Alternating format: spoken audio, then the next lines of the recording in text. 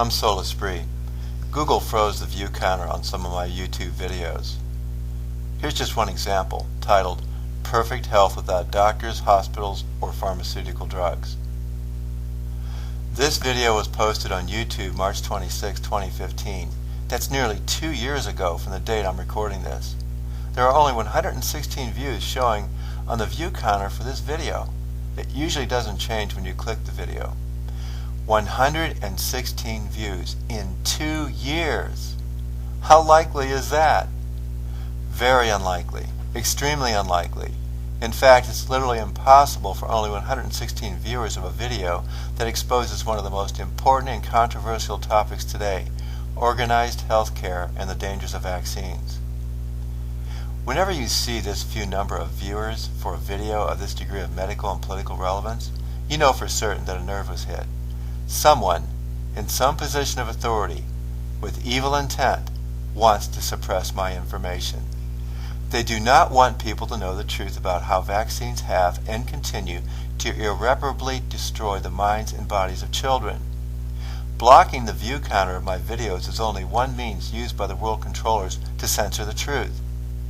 They reason that if there are few views showing for a video, it will be perceived as uninteresting and therefore not worthy of watching. Much like its sister organization, Amazon, Google thinks they have a stranglehold on information conveyed over the internet. And like Amazon, it too is an Illuminati front organization to suppress the truth and censor all those who are righteous enough to make it available to the public. Both of these companies are under the dictates of their globalist controllers. The Luciferian agenda is to prevent the availability of information which exposes the hidden agenda of their trillionaire crime families of the world. Much like the IRS, Google and Amazon are used by their overlord government masters as a means to silence and punish those who speak out against evil and tell people the truth. And if there is anyone today who is a persistent advocate for shouting it from the mountaintops, it is I, Esprit.